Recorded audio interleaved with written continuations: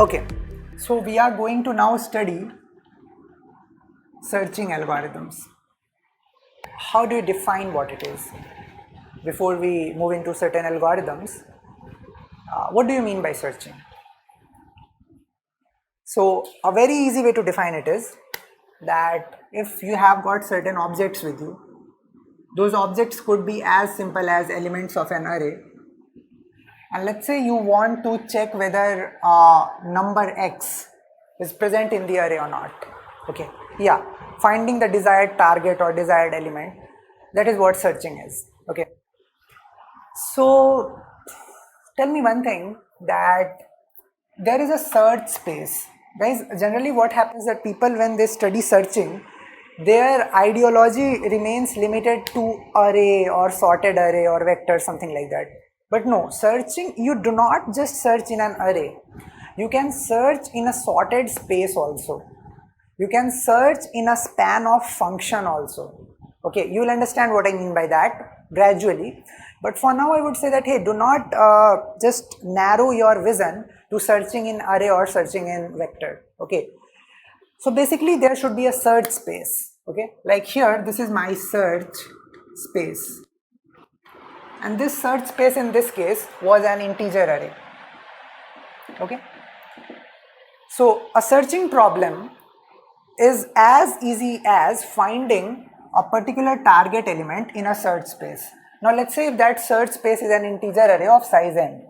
Okay, this is an integer array of size n.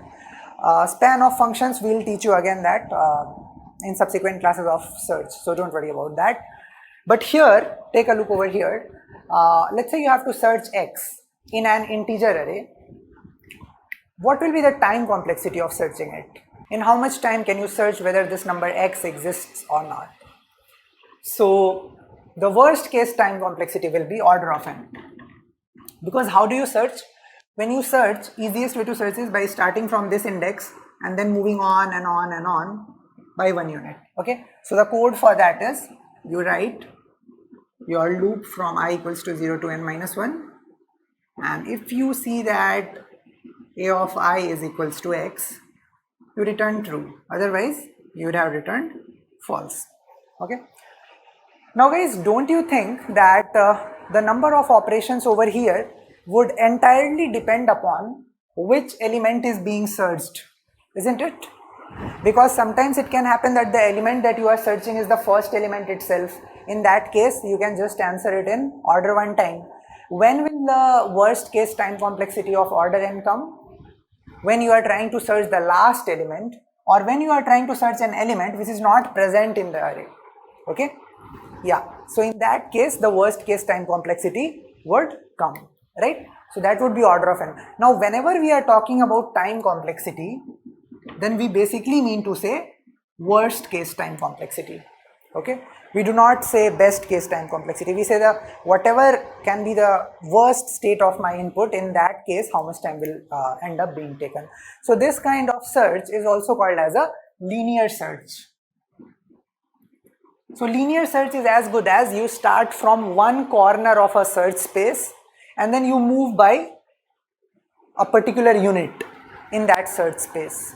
Okay, so when I use this word unit, move by unit, I mean to say something.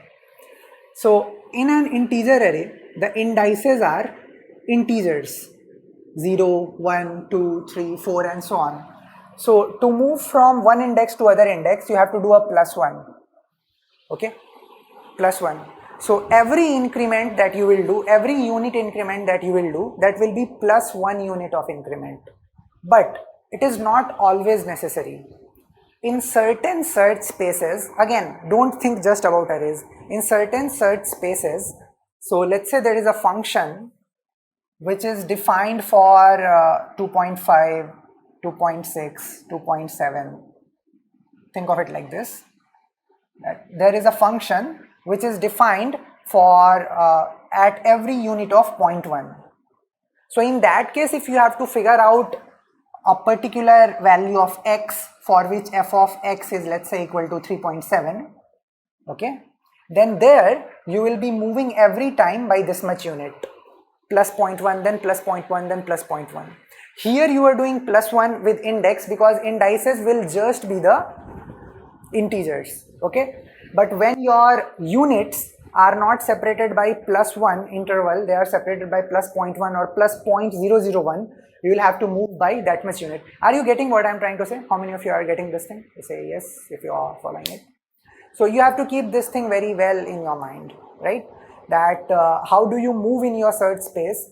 It clearly totally depends upon how your elements of search space are separated, okay? Here, for now, we will keep things very simple, and to keep things very simple, we'll just be talking in terms of array for now. So when you are searching in array, your linear search is taking you order n time. Now, let's say if you have to find a word in dictionary, if let's say you have to find a word in dictionary which is like fox, okay? How do you search a word in dictionary? Do you do linear search while trying to find a word in dictionary? Do you first open first page, then second page, then third page? No, that is not something that you do, okay? Why? Why you don't do that? Because the words in dictionary are in a particular order, right? The words in dictionary are in a particular order. And what is that order? You call it sorted order, or you call it lexicographic order, okay? So whenever you see this kind of thing, that there is an ordering in the input. Now I am very carefully using this word. I am saying ordering. Now that ordering can sometimes be sorted ordering, sometimes it can be lexicographic ordering, which is also sorted ordering, and sometimes it can be a bit different. So whenever there is an ordering in the input, then you can optimize your search strategy, okay? Now we'll see some examples of different orderings apart from sorted order. So let's say there is an array, okay, which is sorted. In that array, if you have to search an element, then it will be very, very efficient the way you do it in dictionary. Because let's say you are trying to find out this word fox in dictionary, and let's say you randomly opened a page and that page contained a word girl, okay, girl. So let's say the girl word was there on page number 95, okay. Can I say that this word fox, since this is lexicographically smaller than girl, this will definitely come before page 95? Can I say it? I can say it, right? So in this case, I can discard all the pages which are from 95 till the end. So what is happening over here, that you have a certain dictionary or search space, there you randomly hit upon at a location and you found that the answer was not there.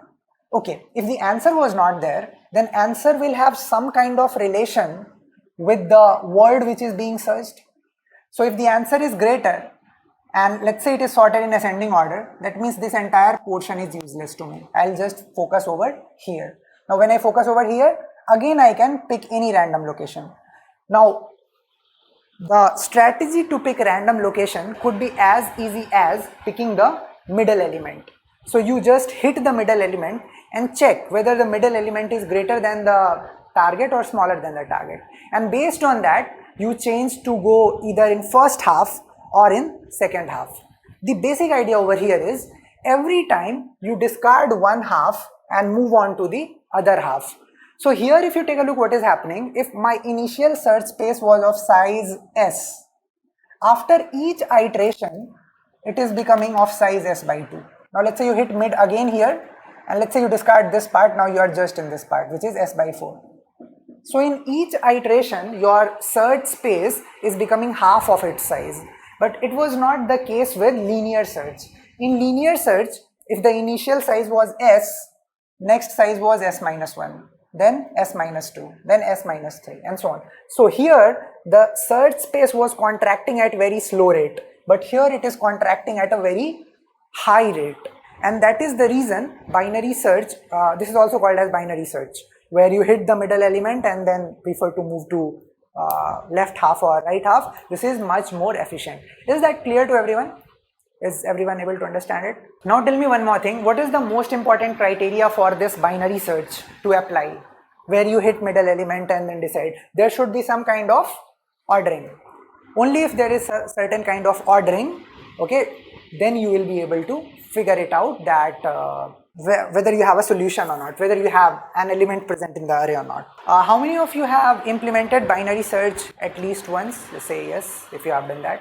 I think all of us then can quickly see a dry run. So let's say I have elements that are 10, 23, 40, 45, 56, 70, 93, 100 and 121. Okay. So to start with, you will define your search space. Now in an array, the search space can be a subarray, right? And how many variables do you need to define a unique subarray? You just need two variables, I and j, which can be low or high, low index and high index. So to start with, the entire search space is of interest to you. Okay, so you will initialize your low as 0 and you will initialize your high as this index, which is 8. Let's say you are trying to search a value which is 100. You are trying to search 100. So every time what you are doing, you are figuring out the mid element, which is low plus high by 2. In this case it will be 4. So you will attack 4th index, which is 0, 1, 2, 3, 4, and you will check if this is equal to key. If this is equal to key, you will immediately return its index and say that, hey, this element is present at this index. But if it is not equal to the key, then you will perform the comparison. After performing comparison, you will see that this 50x is smaller than 100. Since 50x is smaller than 100 and the array is sorted in ascending order, can I say that this half is useless to me? Can I say the left half is useless to me? So whenever the left half is useless to me and the middle element itself is not my answer, in that case, the portion of interest is this. Okay. Now, in that case, my high will remain the same, but my low should now change. And what should my low become? The new value of my low should be m plus 1, which is mid plus 1. So now you will do low equals to mid plus 1, which is 5, and high will remain 8. So see now, so initially this much of search space was there, now it is just this much, right? Now again you will do the same thing. Mid element, which is 5 plus 8 upon 2, which is 6. Okay.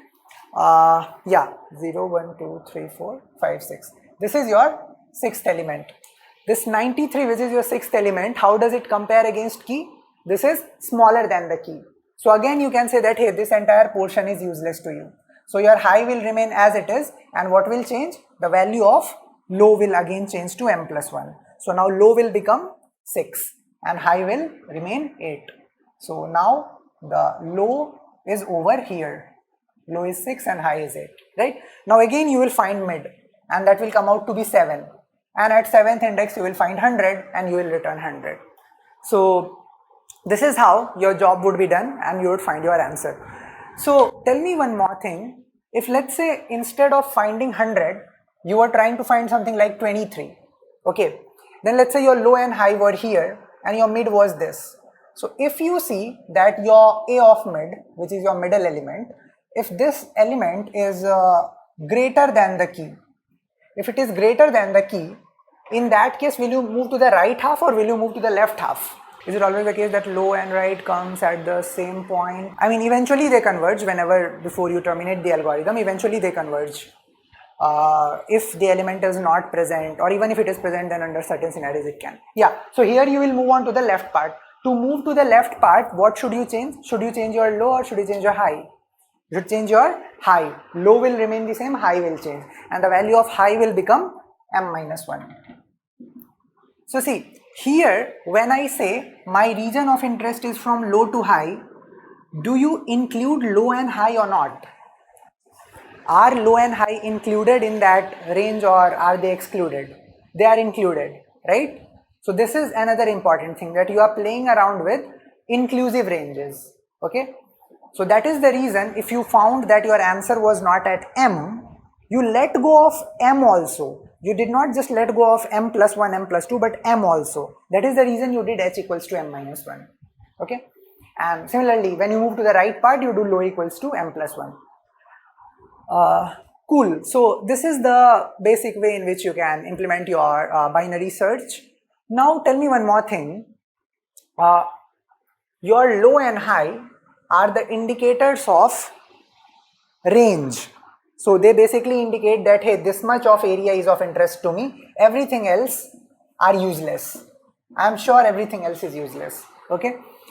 So when should I terminate? For what values of low and high should I say that, hey, I have inspected everything and now my interested search space is empty? Yeah.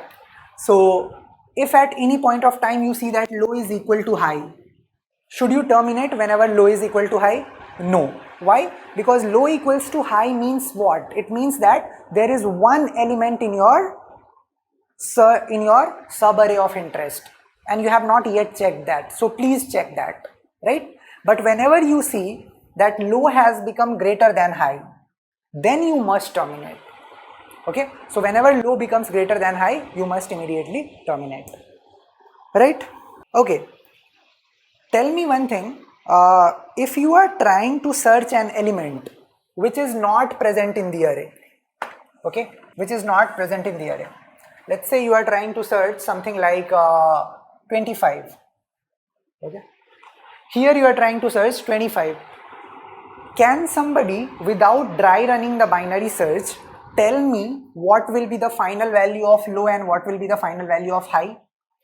If you are trying to search 25 in this array. First of all, does everyone agree that since 25 is not present, the iterations that I would be doing that would eventually break, and it would break in a way that low becomes greater than high? It would break like that, isn't it? It would break like that. So if you take a look over here, what is happening? See, your low initially was over here 0 and high initially was over here. Now your mid was equal to 4.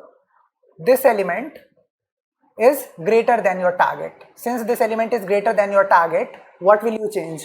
Low or high? What will you change over here? You will change high. And what will your high become now? Your high will become now 3. Okay. So your high now is 3. Now your mid will be 0 plus 3 by 2, which is 1. Now array of 1, this is 23. What is this?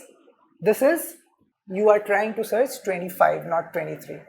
This is smaller than your target. Since this is smaller than your target, which side will you consider? Right side or left side? You will consider the right side. And when you consider the right side, what do you change? You change low, right? Now you will change your low to m plus 1, which is 2. So now your low will come over here. Now you are searching in this much of space. So now your mid will be equal to 2 plus 3 by 2, which is 2. Okay. 40. This 40 is again greater than the target. So whenever a of mid is greater than target, what do you change again? You change the high because you want to move to the left side. So what will be the value of high now? It will be equal to 2, right? The value of high will become 2. Should you terminate at this point? When low and high are at the same index, should you terminate at this point? No, I already said it, right? Because you still have one element that you have not yet touched, right? Now again you will try to find mid, and the mid will be equal to 2, right? What is this value? This value is greater than the key. What will you change? You will change high, right? And when you have changed the high would have come over here. At this point of time, your loop would break. It would see that low has become greater than high, it would break. So do you notice that if the element is not present, then after breaking of the loop, low will point to an element which is just greater than the target, and high will point to the element which is just smaller than the target. Just smaller, just greater. How many of you realize this? Just say yes. Now this is a very important observation and this helps a lot. So you should all just remember this, okay? If an element is not present, then once the loop has been broken, then these will be the states of low and high. Low will just point to the just greater and high will point to the just smaller, okay? So how do you write the code of binary search in an array? So this is how you can initialize your low and high. Now while a particular condition is true, what do you do every time? You find out mid, which is low plus high by 2. Okay.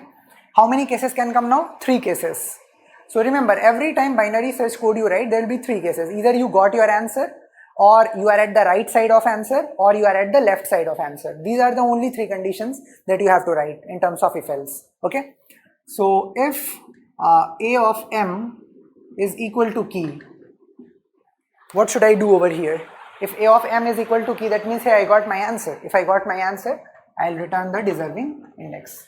Okay, right? Else if a of mid is greater than key. If a of mid is greater than key, that means which side you should go? You should go to the side, right side or left side? Where? If a of mid is greater than the key, that means a of mid plus 1, mid plus 2 will all be greater than the key. So you should move to the left side. To move to the left side, you will do low equals to m minus 1. Else, what does the else mean? Else means that a of mid is smaller than the key. So if a of mid is smaller than the key, in this case, where will you go? This is high equals to m minus 1. Yeah, if a of mid is smaller than the key, that means you need to go to the right side. For that, you will do low equals to m plus 1. Cool. Now, what will be the time complexity of this code? We already saw it while doing a particular question. You are seeing that now. What should be the condition over here? We already saw that as long as my low is smaller than or equals to high, that means I have certain elements to look into. So this will be the condition. So I can say that every time this distance is being halved. So initial distance is n, then it will become n by 2 and so on, it will become 0. Okay. So basically this is log of n base 2 step, and in every step order 1 operation is happening. All these are order 1. So overall time complexity is nothing but log of n base 2. And finally you can have something like a return minus 1 to say that if you could not return anything from here and the loop broke, that means that is because you could not find the key. So you can return minus 1 to say that, hey, it is not present.